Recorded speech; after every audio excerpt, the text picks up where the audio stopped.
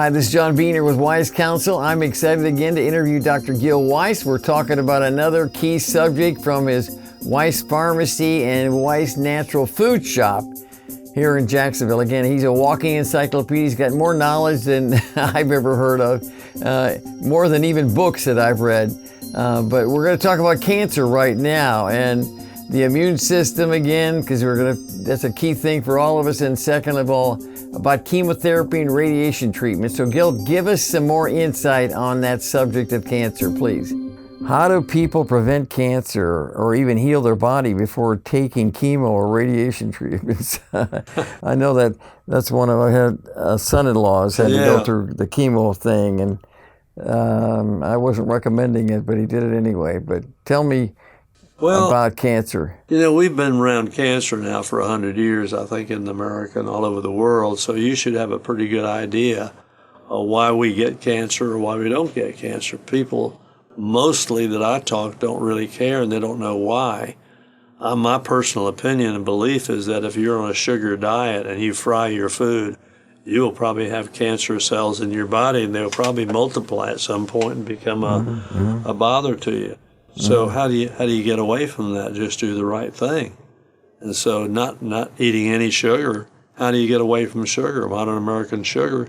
There's no sugar in my house, at my house. There was no sugar at my house when I was born, and all the way through there's no sugar. And so we don't do desserts. If we do, it's a sweetness from God's fruit or honey or something like that. But the sugar, the white American sugar, refined sugar, it's really our noose in America. It's the worst thing that's happened to us. And you can prove it by the fact that for many years there, maybe 2 or 3, not that long, maybe a year, I was the donut champion at Dunkin' Donut, and I could eat more donuts than a truck driver. And I'm a runner, so I decided... You just burn it off then, I guess. Huh? Just burn it off. But what happened to me, my knees started hurting and aching and paining, and I couldn't figure it out. And I talked to my mother. She says, well, what are you doing? And she says, I know what you're doing. You're eating about 10 donuts a day. The truth of the matter was I'm eating about 20 donuts a day.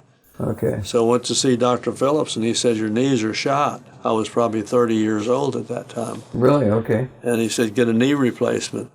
I said, no, sir, that's not an option for me. I'll just quit eating the sugar.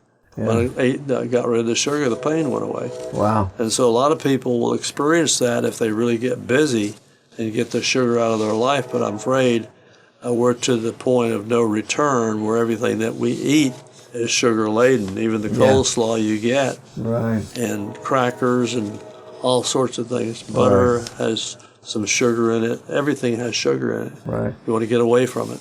Let's go back to white refined sugar. Now, if I understand it, correct me if I'm wrong, but that they take the sugar from the cane or whatever, and then they put some kind of chemical in it to refine it? Is that what they do? I wish I knew the answer to that, John. I don't know what refining is, but it's probably some way of making it dissolve quicker in your cup.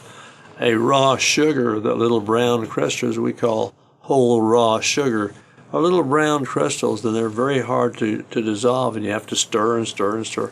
We don't want to do that. So the industry came up with a way of refining it and heating it and doing all sorts of things to it to make it dissolve quicker and taste sweeter. I see, okay. We're after the addiction, and we're after the sweetness. Yeah. So when you take that and put it in various products, all of a sudden you have people that will take that more than they will the Greens bar that you and I eat, or the Builder's bar that Mr. Cliff made.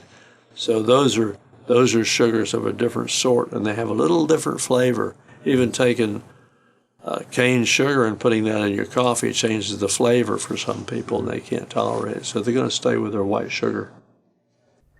So I've heard sugar is as a number one issue when you have cancer. It Absolutely. Speeds the growth of the cancer. That's what it does. Yeah.